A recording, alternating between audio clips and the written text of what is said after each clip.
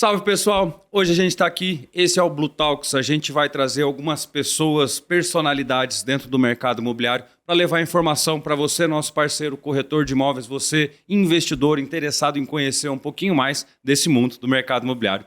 Hoje eu estou aqui com o meu camarada Rodrigo Prado, tenho o prazer, a satisfação de estar com esse cara aí, conhecer há mais de década, né irmão? Verdade, hein? Já faz mais de década. Pô, estamos ficando velho, né? Cabelinho branco, barba branca. Barba branca.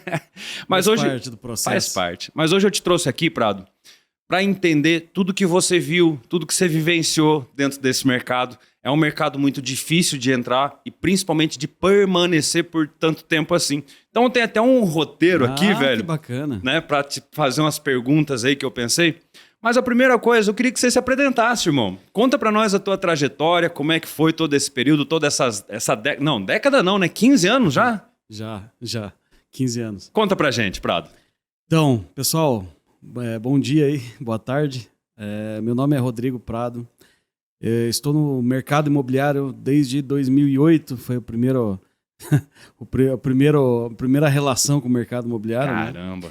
Né? Dentro desse período aí, eu tenho praticamente 14 anos de gestão, né, de equipe. Massa. E todo o período foi muito voltado para o ramo de lançamentos imobiliários. Né? Uhum. Trabalhei com imobiliária também, né, mercado de terceiro, conheço um pouco, mas a especialização sempre foi voltada para o ramo de lançamentos. Incorporação. Né? Incorporação. E é um mercado muito difícil, né, Prado? Meu Deus Olha, do céu. eu tô para dizer que o mercado imobiliário no geral ele não é fácil, né? Mas a incorporação ela é desafiadora. Legal. Né? A gente tem muitas questões em relação à economia, em relação a localizações, né? Ao que está acontecendo, crescimento populacional. A gente tem uma série de fatores que envolvem muitos riscos, né? Então o mercado da incorporação, sim. E ele sempre não é para amador, Kowalski, isso eu posso te garantir. Tá sempre em mutação, a gente sempre tem que estar antenado com tudo que está acontecendo dentro do mercado, né? Isso, exatamente, né? Então a incorporação é desde do projeto até a finalização do empreendimento aqui nas nossas legislações brasileiras, né? Não é fácil, então Nada, né? ele é um período longo, né? Então Aham. a gente fala aí entre projeto e entrega de produto, a gente está falando de pelo menos 5 anos, né? Sim. Então realmente é desafiador. Não é fácil não, mas a gente tá aí na resistência, que nem a gente fala, né, Prado? A gente não tem preguiça, né, irmão? Não tem preguiça. Faz o que tem que ser feito, né? Isso. Irmão, primeira pergunta. Desafio e superação. Durante esses primeiros anos ali, quais que foram os teus maiores desafios? O que você enfrentou no começo da tua carreira? Olha, eu acho que o primeiro desafio, né, real, a gente tem que pensar muito na questão técnicas, preparação, né? Eu acho que o primeiro impacto que eu tive com o imóvel ele não foi assim. A gente não existia. Na época, o lançamento ele não tinha um processo definido, a gente estava aprendendo, né? Então, Certo. sabe o que é o aprender na marra? Sim. Então, eu tive esse primeiro contato em 2008, mas eu fui realmente consolidar, entrar de verdade para o ramo em 2010, né? Uhum. Eu tive um primeiro acesso. Assim, algumas pessoas falam né, até a gente comentando e perguntando para os colegas, né? A maioria fala assim, cara, eu caí de paraquedas no ramo imobiliário, né? Uhum. Não era o que eu pretendia fazer e daí eu vi uma oportunidade. 2008 era os primórdios do lançamento, isso é um Sim, fato. Na sim. época não existiam grandes imobiliárias que trabalhavam com lançamentos, né? Uhum. Então, praticamente nós tínhamos na época Lopes, que ainda era Lopes de Irani, né? Uhum. Que era uma junção da Lopes São Paulo, que veio para cá com uma local aqui. A gente tinha a Galvão, né? Que era um grande case na época, né? Sim. E poucas incorporadoras que vieram de São Paulo, inclusive, né? A gente está falando de Cirela, a gente está falando de Rossi. Na verdade, você entrou num momento em que o mercado ele mudou drasticamente a forma de atuação, né? Entraram esses players paulistas com muitas inovações, muita coisa que Curitiba não tinha visto, né? Exatamente. E olha como são as coisas, né? Fala de dificuldade versus treinamento e preparação, né? Dificuldade versus treinamento versus preparação. Porque assim, em 2008, aquela questão da tentativa e erro, né? Uhum. Na época funcionava mais ou menos dessa forma. Eu era representante de vendas, né? Vim lá do ramo de telecomunicações, passei muitos anos como técnico de internet, instalação, TI, e E eu comecei a trabalhar como representante comercial em 2007, né? Então, nesse período de um ano, eu tive minha primeira relação com vendas, né? E tentando realmente fazer a diferença, olhando para outros mercados. Rapaz, mas agora até eu caretei. Antes de 2007, você não tinha trabalhado com vendas? Não, zero. Olha, zero, homem do céu. Vendas, zero vendas. E aí, nesse período com vendas, eu comecei a entender um pouco mais sobre empreendedorismo, né? Porque o representante comercial, ele é empresário, né? Sim. Mas eu não tinha preparação nenhuma, eu não sabia o que eu estava fazendo. Essa é a grande verdade. Né? Então, era um ramo ainda de indústria, né? Então era muito específico. Na época eu trabalhava com injeção, né? Plásticos para engenharia, injeção de plásticos, né? Então conhecia, sim, um pouco do produto, mas técnica de vendas, preparo para isso eu tinha zero.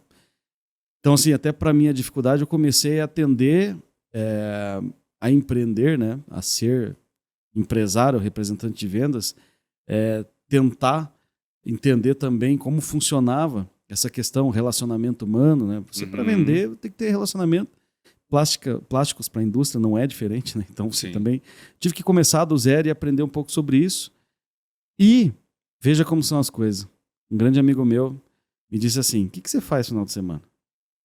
Né? Eu estava reclamando que eu precisava ter mais resultado. Eu estava patinando nas vendas da indústria. E ele disse, o que você faz no final de semana? Eu falei assim, cara, eu não trabalho no final de semana, porque a indústria ninguém não abre, né? Então você não tem atendimento para a indústria. Assim, por que você não vem fazer uns plantões de venda para vender imóvel? Eu falei assim, que isso, cara? Falou, não, você já trabalha com vendas, daí você faz o seguinte, eu coloco você lá em contato com o meu gerente, né? Aí o gerente vai explicar para você como é que funciona, e aí você entra lá e vende imóvel. Olha só, cara. E foi assim a tua entrada dentro do mercado? Engraçado, né? Eu falei assim, esse foi o primeiro contato. Né? Eu vou explicar um pouco do contexto, né? Aí eu falei, cara, que engraçado, que legal isso, né? Deve ser bom pra caramba, né? Porque vender um imóvel, ficava pensando. Na época, assim, puxa, se vendesse um imóvel, você ganhava...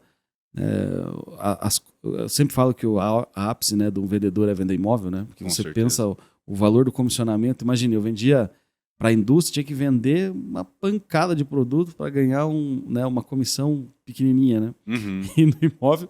O valor agregado do imóvel na época era fantástico. Eu olhava aquilo e achava incrível, né? Falei, se der certo, vai ser uma benção. E aí a gente começa do jeito errado, né, Kowalski? Então eu era corretor de final de semana. Corretor de final de semana? Corretor de final de semana. Caramba, Prado. Então esse meu primeiro contato com o imóvel foi assim, mas eu levei 3 semanas para aprender que isso não funciona, né? Ou você é do ramo ou você não é do ramo. Você não pode fazer uma coisa meia boca, né? Certo. Você tem que fazer uma coisa bem feita. Então, eu trabalhava finais de semana, primeiro que assim, você chegava no plantão de vendas, teu gerente falava assim, isso aqui é a maquete, isso aqui é o decorado, tá aqui uma tabela de vendas, tá aqui uma agenda para você anotar as coisas e tchau. Então você tinha que aprender na marra, né? Mais ou menos isso, né? Aprendia com os colegas e tal. O que acontecia? Final de semana eu atendia os clientes e durante a semana eu perdia os clientes, né? Porque, sim, claro. Em vez de eu dar continuidade, eu ia vender plástico. Outra coisa. E, com certeza isso não funciona, né? Então, eu tive um primeiro contexto aí de venda de imóvel. Venda não, né? Tive uma experiência em plantões de vendas na época. Perfeito. Em 2008, né?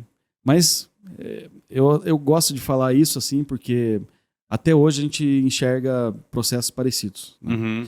Daquele processo de 2008, que é a forma errada de se fazer, né? Mas até hoje ainda a gente enxerga algumas situações muito parecidas. Acontecendo hoje, 15 anos depois. Então, essa minha passagem, eu digo passagem porque eu também deixei de ser representante de vendas. Eu não era bom no que eu fazia. Né? Eu simplesmente tive uma experiência de 1 ano e meio, praticamente, e aí eu voltei para o ramo de telecomunicações. Né? Minha filha estava para nascer e tal, e eu precisava... Né, plano de saúde, aquela coisa toda e tal. Caro, né? Eu tinha 8 anos de experiência no ramo de telecomunicações, então eu tinha as portas abertas. Eu sempre fui muito assim, né? Por onde eu passei, eu sempre deixei muitos amigos, sempre deixei, né, sair sempre na boa, né? E sempre tive portas abertas. Então, quando eu precisei voltar, eu falei com o meu ex-diretor na época, eu falei numa segunda, na terça-feira eu estava empregado. Que legal. Voltei para o ramo de telecomunicações. E assim foi, né? Até que Mas eu não parei de estudar, tá, Kowalski? Eu acho que esse é o... Quando a gente fala do que você procura, o que você deseja, quais são as suas metas, se você quer fazer algo diferente, você precisa realmente fazer. Que massa. Eu nunca deixei de estudar, né? Então esse período, para mim, foi um período de maturação, período de aprendizado, mudar a cabeça, pensar de forma diferente. Uhum. Eu sabia que eu não era um vendedor, eu precisava me tornar um vendedor, né? Eu precisava aprender a ser um vendedor. Então, mesmo trabalhando de volta em telecomunicações, eu sempre tinha esse desejo, nunca morreu, né? Uhum. E eu tinha o imóveis como uma coisa que eu vi que, né, quem trabalha da forma correta poderia ter um resultado bacana. Legal. E aí, nesse período, minha filha nasceu, ela estava com 8 meses, mais ou menos.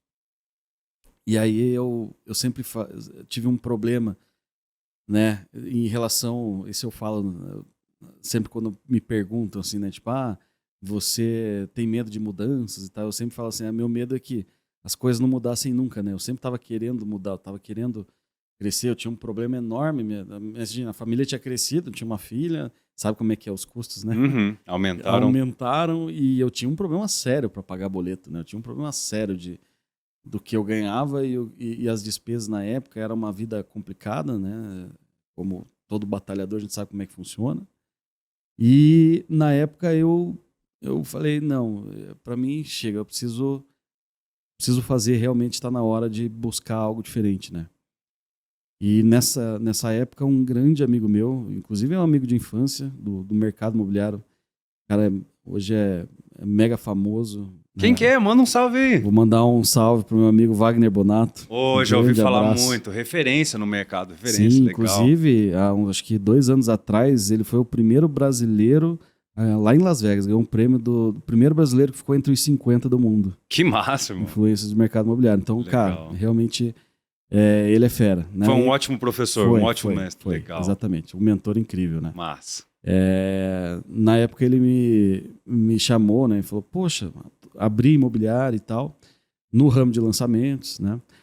Tem uma estratégia que na época o online engatinhava, ninguém fazia praticamente online. Uhum. Isso foi 2010, né, cara? Não tinha. Não tinha Facebook, ads, não tinha nada disso. Existia já o Google, óbvio, né? Mas as era um outro mercado. Era um outro mercado. Era um outro mercado. Exatamente. Então ele abriu uma imobiliária focada em online na época. Vender online, lançamentos, né? Olha só. De produtos. E assim, ele chegou e falou assim, poxa, vem trabalhar comigo, né? Que já estou com a imobiliária aberta, já tenho meus corretores ali, já tenho o pessoal tendo resultado, assim. E aí eu perguntei para ele, mas Wagner, quanto que eu ganho? Ele falou, cara, eu não consigo te limitar, você já teve um acesso na época, em 2008 lá, então você sabe que se você vender 10, 15, 20 apartamentos, o céu é o limite. Uhum. Eu falei, não, isso eu entendo, só não entendo o seguinte, é que, poxa, tem minha filha agora e tal, e né, eu preciso ter uma garantia, né? Pelo menos, né, que cubra os custos e tal. Que é um problema da maioria das pessoas que vem Exatamente. Tentando entrar no mercado a primeira vez, né? Essa insegurança, né? Isso, exatamente. E aí, cara? E aí que eu falei para ele, né, essa insegurança, passei para ele, falei, olha, eu topo, acho que agora eu estou mais preparado para fazer o que tem que ser feito, estudei, eu quero, né, encarar esse desafio, mas eu preciso ter uma segurança. Aí ele falou assim, eu não posso te garantir que você vai ter o resultado, eu posso te garantir que se você fizer o que tem que ser feito, você vai ter o resultado muito superior ao resultado que você tem hoje. Que massa. E eu falei, puxa, tu tem razão, né? Se você realmente me passar e me treinar e me disser o que tem que ser feito, não tenho dúvida que eu vou fazer, né? E se você garante que o resultado é consequência, né, desse trabalho que tem que ser feito, eu acredito e amanhã a gente começa, né? Então, foi bem por aí, né? No outro dia, a gente, lógico, né, começou a conversar sobre o assunto, né? Puxa, que legal. Ele me deu algumas macetes e manhas, tipo, o que você tem que fazer assim, assado, uma conversa mais informal e tal. No outro dia de manhã, ele falou, vou estar lá na imobiliária umas 10 para ter uma reunião e tal, mas a imobiliária já abre 8 horas, o pessoal vai estar lá e tal, você pode chegar lá, se apresentar e tal. Eu falei, tá bom. Aí quando ele chegou às 10 horas, eu já estava lá, né, com o telefone, ligando e tal. Aí ele me deu um oi lá. Opa, Prado, tal. Ele não me chamava de Prado na época, né? Isso aí é até... O pessoal fica me chamando... O meu apelido era Digão. Digão. Isso. Ô, Digão. Ah, eu falei, beleza e tal, e ligando. Aí uma hora ele me olhou assim e falou assim, cara, o que você tá fazendo? Eu falei assim, eu tô fazendo o que você me mandou fazer. Ele falou, mas o que eu te mandei fazer? Eu falei, não, eu tô ligando pros meus amigos, pros meus conhecidos, pros meus familiares, né? Aham. Dizendo que agora, a partir de hoje, eu sou corretor de imóveis, né? Que eu trabalho com lançamentos imobiliários, que eu tenho uma ótima oportunidade, principalmente para investimento, tal. E a gente já tem 3 visitas marcadas, né? Legal, só deixa eu fazer um parênteses. Então, a primeira dica que ele te deu foi entre em contato com a sua rede de relacionamento, com as pessoas mais... Legal. Uma das dicas. Aí, dicas. Pega essa, hein, pessoal? Pega essa. Isso. Legal. Show. E outra das dicas que ele me deu foi a seguinte, falou assim, o ramo imobiliário, na época, sim, estava bem aquecido. Os lançamentos estavam bem aquecidos, a gente tinha, né, muita novidade. Uhum. A gente já tinha uma valorização imobiliária também bem, né, na época alta, né? Então, ele me deu uma dica preciosa que é assim, fala com quem você conhece, diz o que você está fazendo, diga que você tem oportunidade, né, para investimento ou para moradia, tal, que você quer marcar uma reunião para apresentar e falar sobre esse assunto. Uhum. Então, quando ele chegou na imobiliária às 10 horas, eu já tinha 3 visitas agendadas. No primeiro dia? Isso. Então, eu falo assim... O cara já nasceu um monstro, brother. Sou fã, meu. Então, na época, eu até brinco, né, dizendo assim que eu vendi no meu primeiro dia. É verdade, porque a primeira venda que eu fiz foi para um primo meu, que eu agendei no primeiro dia a visita com ele. Que legal, brother. Naquele mesmo dia, a gente agendou a visita com ele. Ele não pôde atender a gente no mesmo dia, óbvio, porque, né, ele era bem ocupado na época, empresário e tal. E aí a gente marcou uma reunião lá na casa dele, acho que foi no dia seguinte já. Fomos lá na casa dele, eu e esse meu amigo Wagner, grande amigo.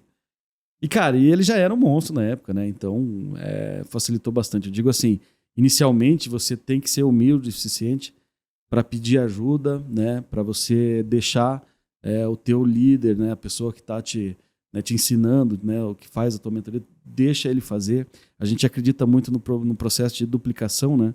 Então, desde o início, o treinamento que eu fazia era muito isso com ele, assim.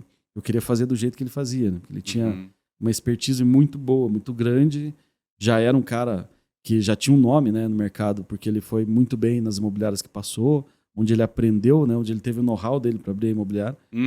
Então, eu tinha ele como um mentor que eu sabia que se eu atingisse as pessoas que tivessem essa necessidade, colocasse frente a frente com o cara, era gol, né? Então, legal. Veja que o trabalho não é tão difícil assim, né?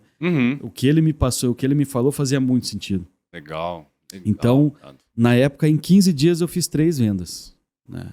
15 dias. Olha só. Nesses 15 dias eu ganhei 8 vezes mais do que eu ganhava como gerente lá na telefonia. Rapaz, o mercado imobiliário é uma coisa fantástica. Isso. Eu acho que ter pessoas também, né, próximas e que dão o norte pra gente é extremamente importante, né? Tá do lado, né? E principalmente fazer o que tem que ser feito, né? Essa é uma lição que você me passou, né?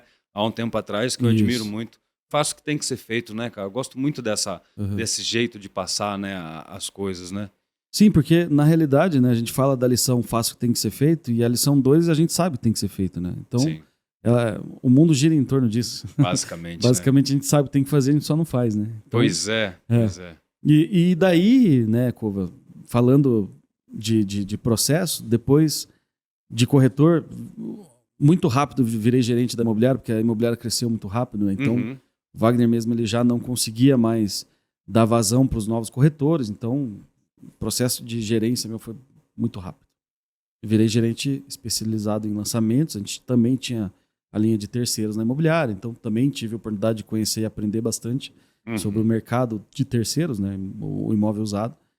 E aí fui gerente da imobiliária, o Wagner se mudou para Santa Catarina, né, ele até hoje ele está lá, né, e mora hoje em Porto Belo, dá consultoria para grandes incorporadoras lá.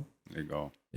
E eu iniciei o meu primeiro, né, tive o meu primeiro acesso a trabalhar dentro de vendas, né? Venda de imóveis dentro da primeira incorporadora, que foi a Rossi. Né? Legal. E aí é onde eu conheci essa pessoa que está aqui na minha frente. Rapaz, e estamos aí 15 anos 15 depois. anos, 15 né? anos depois. Pô, mas que legal, né, Prado? Pegar essa história, entender um pouco do medo, que é uma coisa que eu acho que muita gente teve. Eu tive muito medo de entrar no mercado por causa dessa insegurança.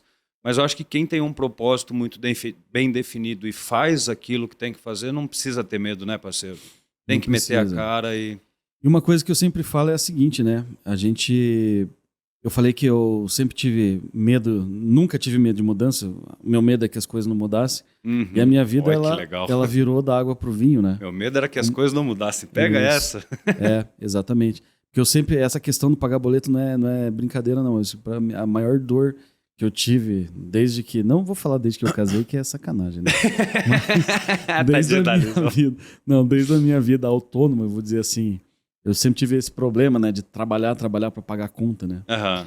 E muitas vezes eu não conseguia ainda pagar a conta. Então, uma decisão... E esse meu gatilho...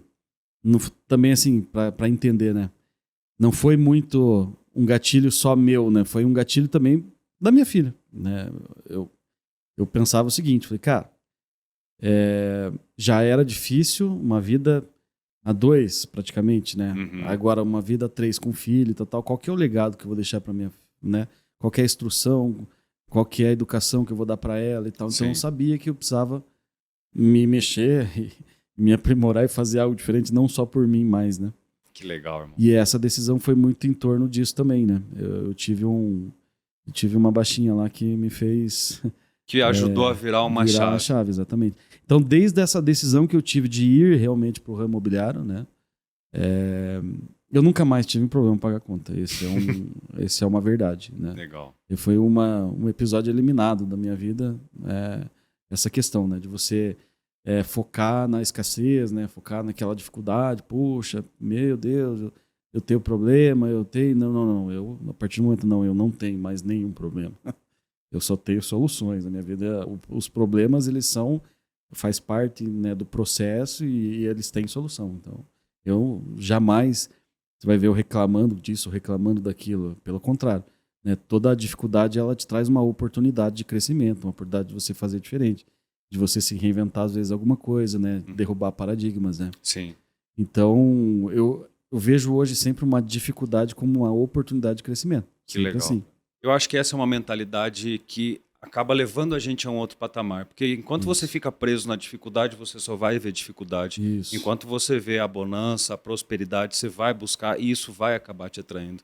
E eu sou prova viva, né, parceiro? Porque, cara, eu te acompanhei durante todo o período, trabalhamos em 3 incorporadoras, né, no mesmo período. E o ano passado foi o quê? 300 milhões de vendas que você coordenou? Exato. Caraca, parceiro. Em 15 anos, né, chegar aí a coordenar um número de VGV desse é incrível, irmão. Parabéns. Que massa. Parabéns pra nós, né? Cara, mas você tem uma história muito legal. Você é referência pra gente, né? Então, tamo junto.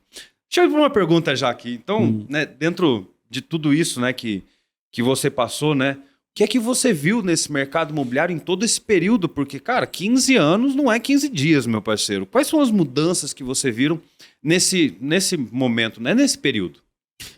Então, quando eu falo que a incorporação ela tem uns riscos, né, diferentes do segmento de terceiro, em relação a ciclos, né? Ciclos, né? Tá. Ciclos. A gente vê... Principalmente quando a gente fala a questão governamental, né? Isso tem mudanças de zoneamento, né? Questão, ampliação, cidade, o crescimento.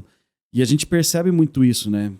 Eu entrei no ramo onde existia uma demanda muito grande para novos imóveis, né? Certo. A gente vem numa escassez de crédito dos anos 90, que praticamente não existia, né? Sim. E nessa época que eu peguei em 2010... a gente já tinha acesso a um crédito de financiamento muito grande, né? Pelo que, se você pegar a relação de 10 anos atrás, né, para 2010, a gente teve acesso ao crédito. O que aconteceu? O ciclo da incorporação, né, do imóvel novo, né, dos lançamentos, vieram com tudo. Né? Então, tanto é que, se você pegar aqui na época, a maioria dos lançamentos vieram de incorporadores não locais, né? Bacana. A gente tinha... Pessoas de fora vindo Sim. e invadindo o nosso mercado, trazendo novos produtos ao nosso mercado. Exatamente. Então você pega as incorporadoras, principalmente de São Paulo, né? Você pode pegar a Roça, você pega a Cirelas, pega a Tecnisa, PDG, Brookfield. Naquela época veio vários, né? Não em Curitiba, no contexto, mas no Brasil inteiro. No Brasil. Né? A nível Brasil. Então a gente teve um boom de lançamentos, né? Que foi bem importante, eu acho, para o mercado. Com certeza. Né? A gente teve acesso a novos, né? Imóveis novos, conceito condomínio clube. Outros padrões, condomínio clube, maiores acessibilidades. Isso não existia na época, Sim. né? Na parte econômica, sim, claro, a gente tem que falar de MRV, a gente tem que falar de volume, né? De unidades também. Aí veio também Plano Minha Casa Minha Vida. Com certeza. Né? Que impulsionou muito o mercado na época. Então, né, vivemos um ciclo de muitos lançamentos, né? Bastante crédito, e também vivemos um ciclo de recessão. Sim. Né? Então, quando a gente fala, principalmente quando a gente está falando aqui do segundo mandato do governo Dilma, na época a gente teve assim uma escassez, né, do crédito em si, a gente teve falta de verba caixa econômica, muitas empresas que estavam no ramo da Minha Casa Minha Vida tiveram prejuízos porque falta de liberação de recursos. Tiveram prejuízos e algumas até quebraram, sim, né? Infelizmente. Sim, infelizmente. Se a gente pegar no período aí daquela época, hoje em dia são poucas que ainda estão no mercado. Sim. Né? Para você ter uma ideia. O baque que deu para quem trabalhava com o econômico. Né? Pois é. Então, isso afeta o mercado no geral. Né? A gente não está falando só do econômico. É uma escala, uma cadeia, né? Enfim, depois dessa questão da recessão e tal, a gente teve também 2015 e 2016 um estoque muito grande de imóveis prontos. Né? Tudo que lançou 2010 a 2012, 2013, estava sendo entregue ali. Essa né, quantidade monstruosa de apartamento. Sim. Está falando tanto da parte do econômico quanto o standard e médio padrão, né? O grande volume era esse, né?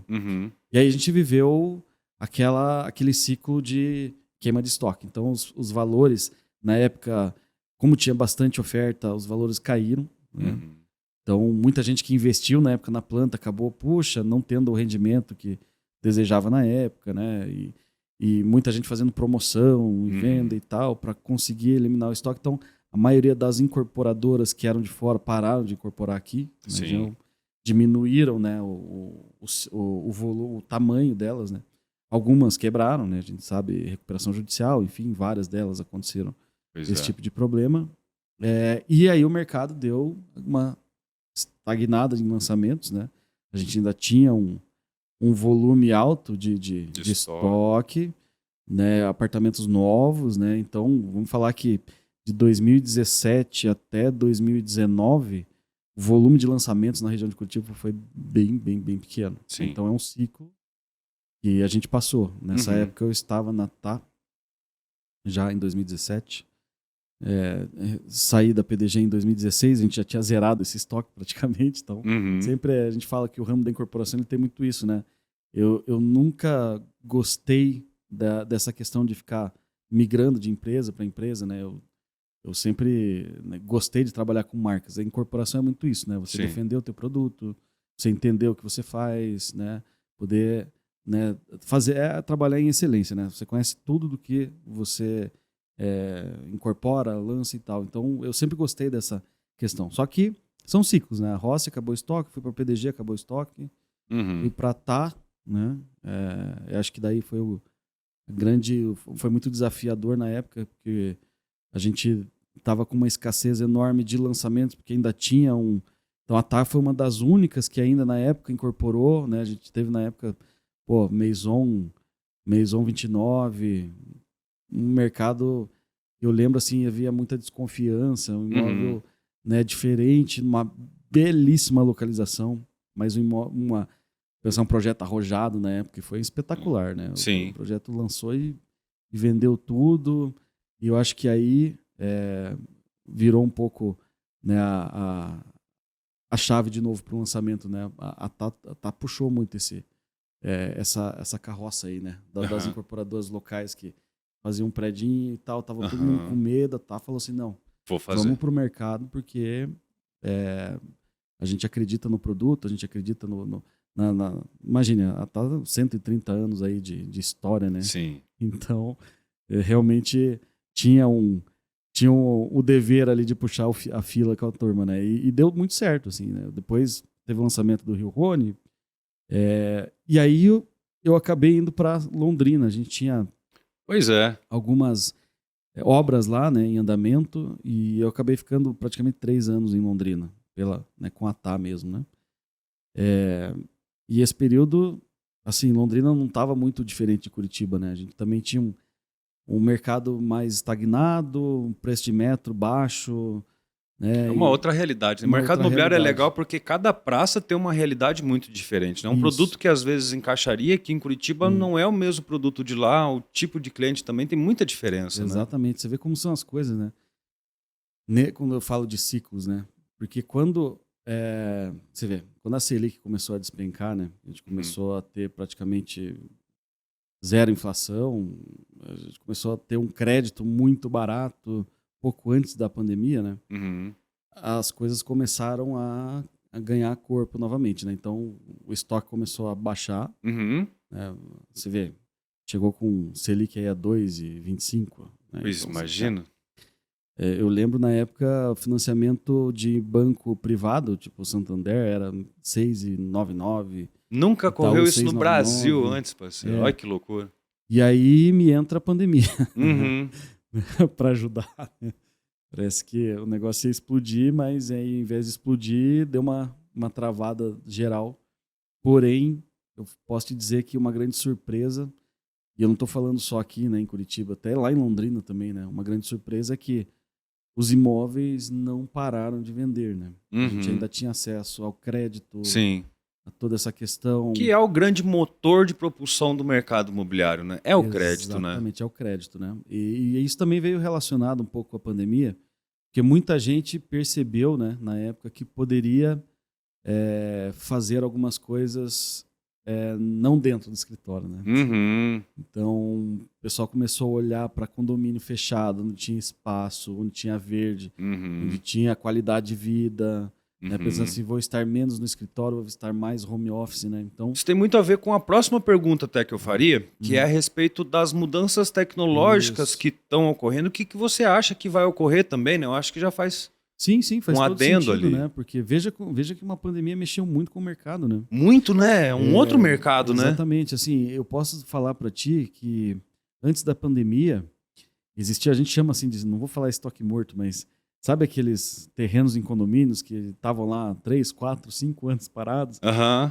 Então, 100% vendido. Então, sim, para você ver, né, que as pessoas tiveram um conceito diferente depois Sim. da própria pandemia. Mudar, Então procurar mudou. um pouco mais de espaço, uma segunda casa, uma casa maior, né? Alguma coisa nesse sentido, né? Exatamente. Então o estoque de prontos, principalmente, nossa, desceu. Derreteu. E eu vou te dizer que a pandemia ela também trouxe uma dificuldade que foi na parte de incorporação mesmo. Imagine, né? Teve épocas da pandemia que você não podia ir, você não podia abrir a obra para trabalhar, não podia. Então ficaram parados, plantões de vendas Cara, parados. A nossa, gente teve deve ter sido um desafio gigantesco, cara, pra sim, você. sim, sim, sim, sim.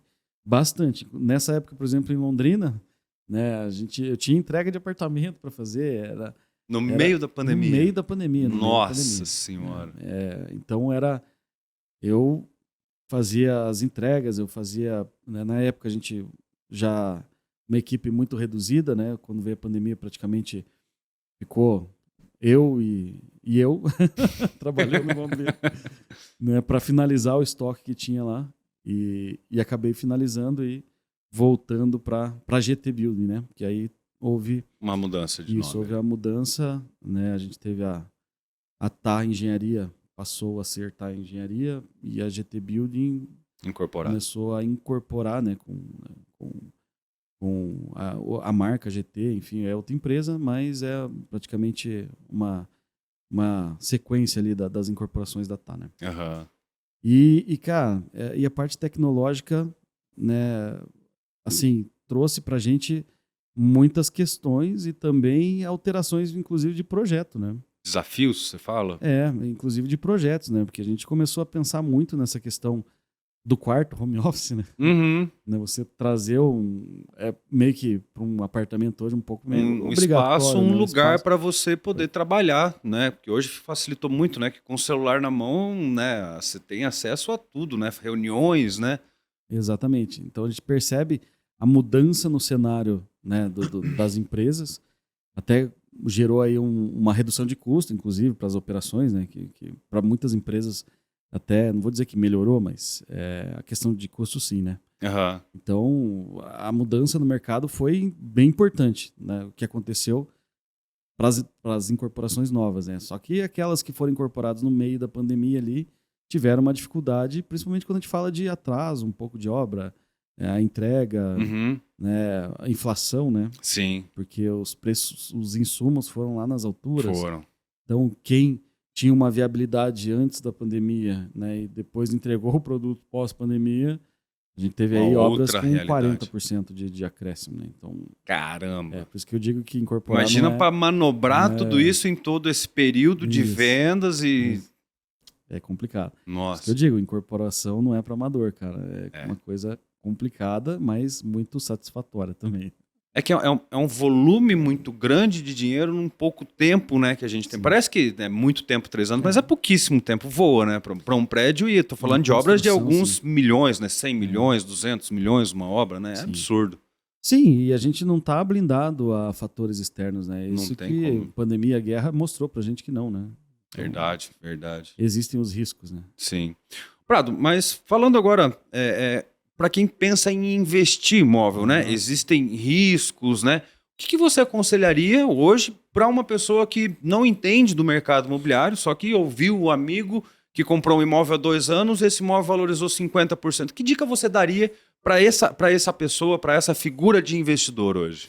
Olha, eu gosto sempre de falar, né, que o investimento ele sempre está ligado a risco versus valor, né?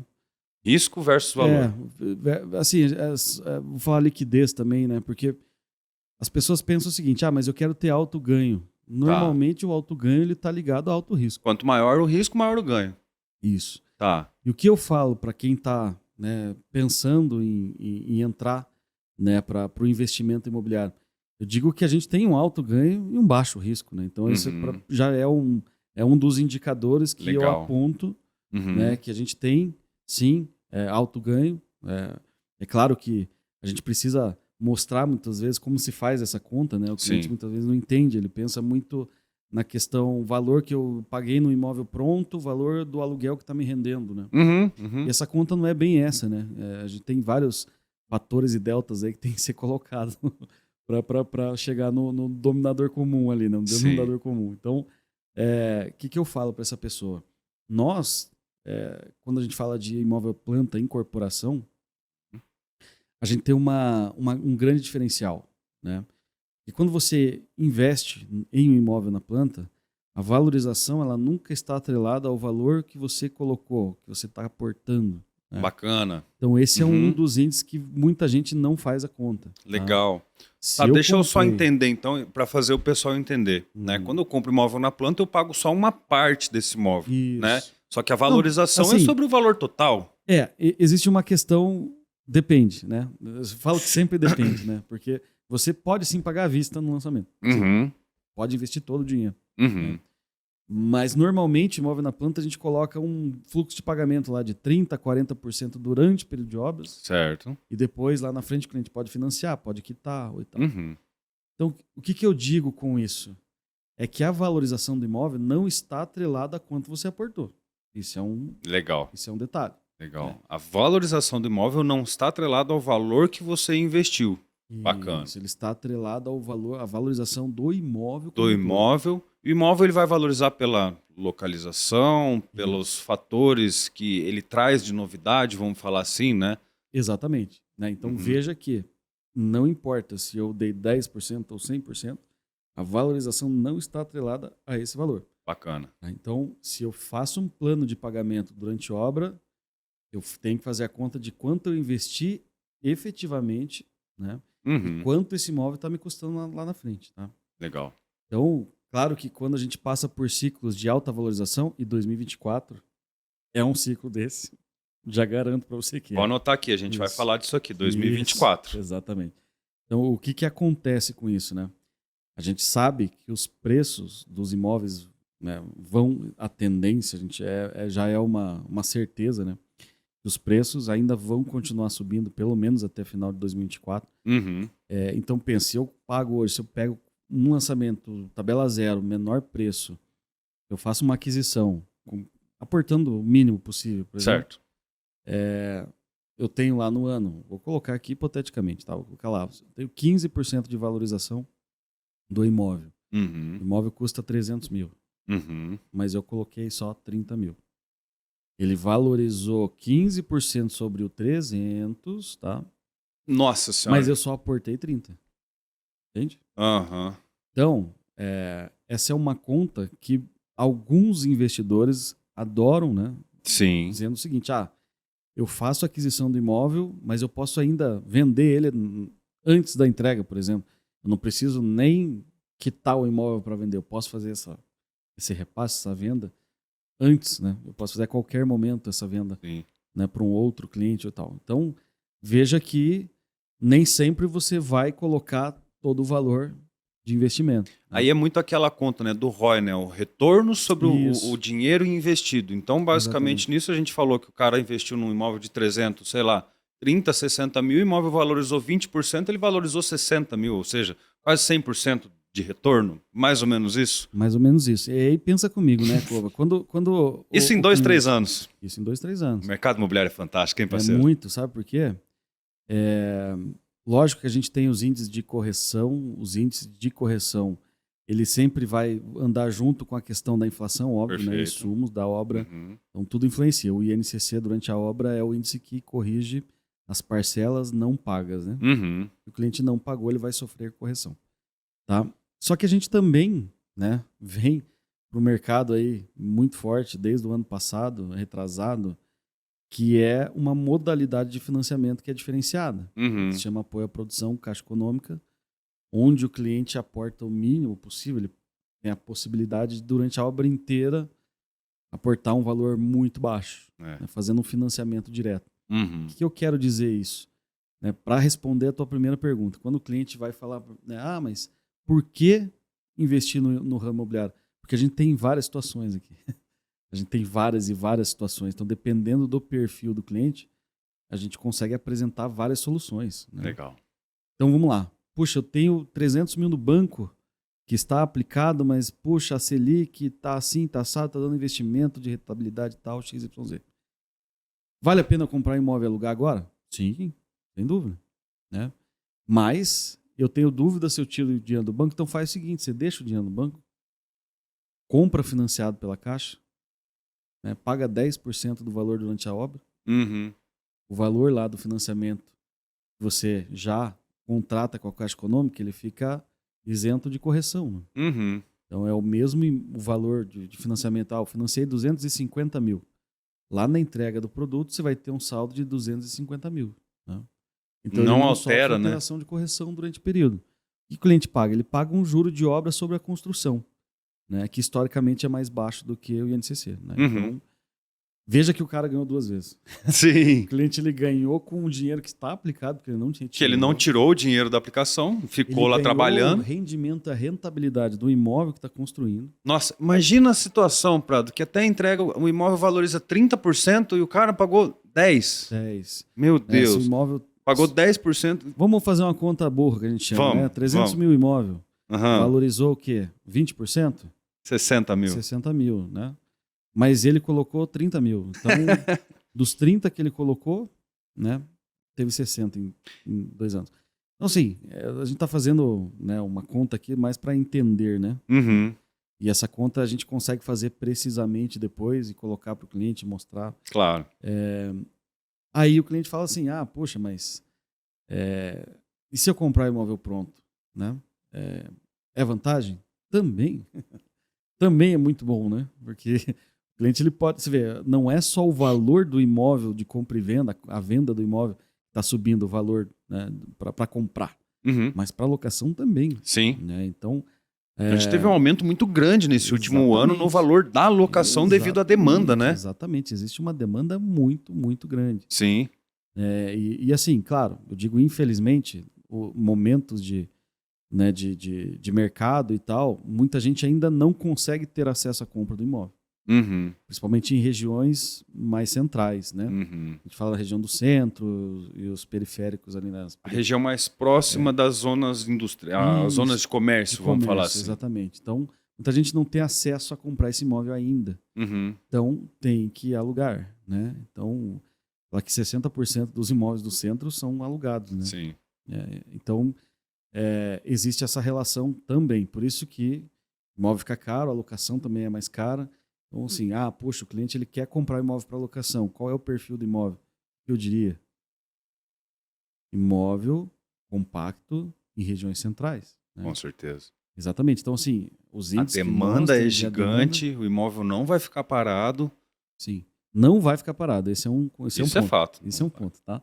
E aí, dentro disso, mas quanto eu vou ter de rentabilidade? Novamente, depende. Uhum. Porque você tem ainda algumas soluções, né? Para uma rentabilidade maior ou uma rentabilidade talvez mais estável, né? Uma rentabilidade um pouco menor, mas que ela vai se manter por 2, 3 anos ali e você não tem a vacância, né? A gente está falando aqui de uma locação por curta temporada, média temporada ou longa temporada. Uhum. Então, o cliente ele tem esse conceito de alugar por 3 anos, aquele contrato de 36 meses. Ele vai corrigir a inflação, vai corrigir GPM ou IPCA. Uhum. Então a gente fala que o imóvel não é só, né, a rentabilidade que está ali, mas ele também está protegido de inflação, né? Porque certeza. A locação é regulada pela inflação. Pela inflação. Né? Então o teu dinheiro, quando está no banco parado, ele tem o rendimento, mas ele tem a inflação. Você tem que tirar esse valor né, da conta, né? Muita gente não tira essa conta. Exato. Né? No aluguel não, ele sempre está andando corrigindo com a inflação. Que é o desafio de todo investimento. Tá? Nesse ponto que você falou, que é muito interessante você pensar isso, que você paga uma entrada relativamente pequena, Sim. né? Se você quiser, que nem você falou, revender naquele momento, você revende, mas se você quiser alugar, basicamente, o próprio inquilino paga o teu imóvel. E o que você pagou? A entrada, basicamente. Isso é sensacional para você aumentar e fomentar o teu patrimônio, né? E é por isso, Cova, que muita gente fala assim, puxa, mas como é que eu acho um investidor? Olha, de várias formas. Mas muita gente também fabrica investidores, né? Porque muita gente não tem acesso à informação, né? Uhum. Então a função do corretor de imóveis é isso. É eu mostrar para o investidor que ainda não tem carteira, que ele não tem acesso a essa informação. Ele pensa muito ainda em CDI, CDB, está iniciando, né? Mas ele tem capacidade de financiamento, ele tem crédito, né? Ele pode utilizar esse recurso. Mas eu não tenho uma liquidez hoje para colocar nessa cesta, vamos dizer assim, né? Eu não quero colocar todo o meu capital no imóvel que eu ainda não entendo sobre isso. Você não precisa colocar. Sim. Né? E o cliente ele não sabe disso. Isso é função do corretor de imóveis. Sim. Tá? Você tem que mostrar para aquele cliente que tem lá uma renda legal, bacana, tem possibilidades de adquirir o imóvel para investimento, né? Conseguir, lógico, o financiamento, o pagamento das parcelas está atrelado sempre à renda, né? Mas ele não sabia que ele tinha acesso a essa modalidade, entende? E ele pode sim, né? Então a gente pode sim mostrar para uma pessoa que tem a vontade, né, de empreender sem um grande capital adquirido, guardado, né? Porque muita gente fala assim, eu vou ter lá X investimento de fundos, enfim, vários tipos, né? E aí ele pensa em diversificar, ele quer tirar lá um 300 mil, um imóvel compacto, né? Eu vou pegar esses 300 mil e vou colocar aqui porque o imóvel é seguro.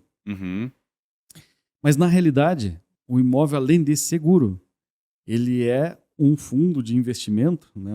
É uma carteira de investimento de alta rentabilidade. Sim. E muita gente também não sabe disso. Sim. Isso também é função do corretor de imóveis. Né? Pois é. Então, assim, desde o começo a gente fala assim, a gente tem que se preparar, né?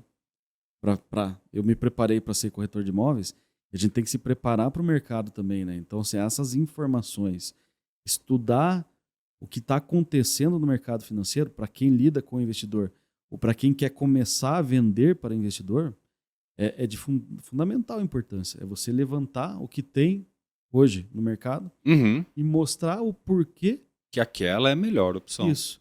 Então vamos pensar assim, poxa, mas eu posso ganhar igual ou até mais, né, do que um investimento de alto risco com imóvel? Sim, Pode. pode. Muito menos risco. Muito provavelmente, inclusive. Muito provavelmente vai ganhar mais. Muito provavelmente vai ganhar mais, dependendo da modalidade que você investir, né? E a gente não viu isso acontecer nenhuma, nem duas, nem três vezes, né, Prado? A gente fala isso com muita veracidade porque é na prática, é o nosso dia a dia, né? Pois a gente lançou um empreendimento há pouco tempo atrás, com a R$ 7.500. Falta um ano para entrega, a gente vendeu a última unidade a R$ 10.500. Imagina, a pessoa pagou uma fração disso só. Exato, né? exato. E aí, de novo, né, falando de tendências, a gente sabe que esses números ainda vão, né, subir. Boa. 24, parceiro. Rapaz do céu, o tempo voa falando com o seu irmão. Eu não cheguei na metade do que eu preparei aqui. Não, acho que vai dar pra fazer um segundo episódio hoje, gente. Vamos lá. 2024, Prado. Conta pra mim. Você falou que existem alguns fatores macroeconômicos, né, que levam a gente a acreditar que vai ser um excelente ano em relação à valorização, né, do imóvel. Quais são esses fatores, Prado? Olha, existem vários, tá? Tá. Eu vou listar aqui, eu acho que os dois principais. Massa. Né? Porque o que acontece? Com a demanda e com o crédito, desde a época lá que eu estou falando de 22, 23, 24, a incorporação, ela começou, o volume começou a aumentar muito, né? A gente tinha muita demanda reprimida ali. Demanda reprimida. Isso. Uhum. Só que esses lançamentos, eles têm um ciclo. Certo. Né? E esse ciclo de construção, ele está no auge. Em 2023, 2024, ele está no auge. Né? E por mais que os insumos tenham, né, já tenham atingido aquele patamar ali, de não tem mais estouro, né, no insumo que eu estou falando, minério de ferro. Certo. A matéria da construção civil. A matéria da construção civil, que subiu muito em 21, 22. Por causa da pandemia, inflação, tudo mais. Apesar desses níveis hoje estar mais estáveis, né, a gente tem um problema Brasil, que a gente chama que é mão de obra. Né? Então, a gente está chegando no pico agora. Eu não estou falando Curitiba, não, gente. Estou falando Brasil. Tá? A gente tem um grande problema de mão de obra. E é um problema que não é só da construção civil, tá? Em vários outros setores a gente já começa a perceber que cada vez mais a gente tem menos trabalhadores no ciclo da construção, né? E eu estou dizendo isso porque surgiram outras tecnologias, né? Tecnologia traz várias possibilidades, né? Então, principalmente jovens, eles optam por outros caminhos. Né? Então, certo. Qual é o jovem de 25 anos hoje que quer pegar tijolo? Né? A nossa construção, ela é artesanal. No Brasil ainda é. No Brasil, ela é artesanal. Não adianta falar que não. Né? O processo de industrialização, ele pode começar e ele deve. Eu acho que... Provavelmente esse fator vai acelerar essa industrialização, né? Vai, sem dúvida nenhuma. Mas hoje a gente tem um problema. Certo. Que é a mão de obra, tá? Então a mão de obra, ela está encarecendo todas as construções. E a matemática, ela é básica. Né? Imóvel, construção mais caro, imóvel mais caro. Né? Mas puxa, além dessa questão, o que mais que você pode colocar aqui como um risco, né, de subida muito forte? Né? Porque a gente também fala em questão da taxa base de juros. Né? Isso influencia taxa Selic, vamos falar lá. A Selic impacta diretamente no juro imobiliário. Sim. Tá. Porque ela regula o financiamento. Tá? Ok. De qualquer âmbito. E ela regula mais um detalhe. Quanto menos eu tenho de rendimentos em CDI, CDB, taxa, que ela é baseada na Selic, o que acontece com isso? O dinheiro ele começa a sair dali, né? Ele começa a ir para outros investimentos. Certo. Muitos são fundos imobiliários, né? Uma grande parte disso. E a outra parte é na compra do imóvel. Sim. Sim. Um ativo seguro. Sim, exatamente. Né? Então, poxa, o meu dinheiro não está rendendo nada do banco e o imóvel está crescendo, a valorização do imóvel está alta e tal. Então, a tendência é você vender mais por dois fatores. Primeiro, você tem acesso a um crédito mais barato, que acontece que o poder de compra da população aumenta. Tá? E a questão, eu tirei o dinheiro do banco e comprei o imóvel. Né? Então, tá falando dos investidores, né? Do pessoal que tem hoje o capital guardado. Né? Então, tudo isso, né? Essas duas questões aí, já traz um cenário para nós de que, sim, os imóveis em 2024 vão subir de preço. E para quem está pensando, mas se eu vou ter uma Selic mais baixa, um crédito mais barato, eu vou esperar para comprar. Não caiam nessa, tá? Não caiam nessa. O seu poder de compra vai aumentar e talvez o imóvel suba mais do que a gente está falando ainda. Isso é uma realidade em países muito emergentes, vamos falar. Emergentes não, de primeiro mundo, né? Onde a renda da população não acompanhou a valorização do imóvel, né? Porque isso ficou muito mais escasso. Isso é um fator que está acontecendo cada vez, mas se não tivesse os incentivos do governo, seria muito difícil a população comprar um imóvel. Porque o preço do imóvel, principalmente em grandes capitais, como Curitiba, que é que a gente trabalha, vai ficando inviável. 15 anos atrás, a gente vendia um compacto no centro a 100 mil. Hoje a gente está falando de 250, 300. É muito rápido, né? Você nem vê. Quando você vê, 2, 3 anos, a mudança ela é muito grande, né? E a gente vive também hoje, falando um pouco do nosso negócio dos últimos 2 anos, a gente vendeu muito apartamento compacto em localizações privilegiadas, né? E assim, volume de vendas. O que a gente nota, né, no mercado é que tudo que incorpora que o produto é bom, que ele está bem posicionado, ele tem uma alta demanda ali de procura, né, de venda. Então, quando eu falo da questão da locação ali, que o cliente ele pode optar pelo short stay, long stay, médio stay. Muitas vezes na locação, hoje tem muita gente conseguindo quase dobrar o valor daquela alocação tradicional. Né? Então, isso gera, claro, imagina, eu tô com o meu dinheiro no banco aplicado e eu não consigo 1% ao mês, né? Não consigo. Tá difícil, né? Se você tirar a inflação, tirar a IR, tirar tudo, é bem mais baixo que isso, mas, puxa, eu coloco no imóvel e esse imóvel, né? Paguei lá 300 mil, tá me dando 3,5, 4 mil de rendimento. Imagina. Então, assim, veja que o mercado imobiliário ele dá possibilidades de ter alto rendimento com baixíssimo risco. Só que tem risco, tá? E eu falo para você. Conta sabe tudo, qual que é o risco? Qual? Primeira questão, o cliente ele tem que procurar um corretor de imóveis. Legal. Esse é o primeiro risco. Se ele não tiver, quer se aventurar se sozinho, ele não for bem assessorado, ele corre um risco extremo de fazer um mau negócio. Com certeza. E esse não é o pior das coisas, né? Não é o pior. Não é o pior fazer um mau negócio, né? O pior é você não conhecer o produto que você está comprando. A incorporadora que incorporou, não ter acesso ou não ter o cuidado de entender parte documental, com certeza, a situação, né? Você compra um imóvel, fica enrolado por anos sem poder se mexer, imagina. Então muita gente teve frustrações no mercado aí, né? Por imóveis que acabaram tendo problema de liberação, de financiamento, hipoteca, atraso de obra, quebra de incorporadora. Existem alguns detalhes que gera assim, uma preocupação. Então, o que eu falo? Você tem que ser bem assessorado por um corretor especialista no ramo, tá? Especialista no ramo. Então, você consegue localizar esse profissional, você tem que dar muito valor. O cliente, muitas vezes, ele tem aquele perfil de falar com o mundo inteiro, ser assessorado por todo mundo. Mas esse corretor, aquele lá, o cara fica olhando naquele sinal, no que é mais barato, o que custa menos. Gente, no mercado imobiliário não é preço, não funciona assim. É valor, não funciona. É valor agregado. Rapaz, explodiu o negócio ali, a gente está falando faz 1 hora, eu não vi o tempo passar, mas a gente vai fazer um outro capítulo. Legal. Esse foi o primeiro capítulo junto com o Prado, são 15 anos de experiência, esse cara aqui é uma fera, tem muito conhecimento, passou por várias experiências por trás dos bastidores, dentro da incorporação, que é muito legal. Então, Prado, obrigado, né, por esse primeiro podcast aí que a gente estava junto, né, falando da Blue, falando um pouco do mercado. Eu que agradeço. Agora, no próximo episódio, você vai contar a tua história. Nada! Sim.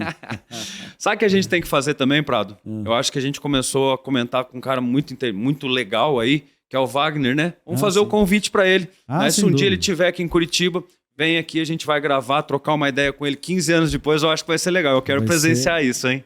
Sem dúvida nenhuma. Vamos fazer isso aí. Ótimo. Irmão, tamo Muito junto. obrigado. Valeu. Tchau, tchau.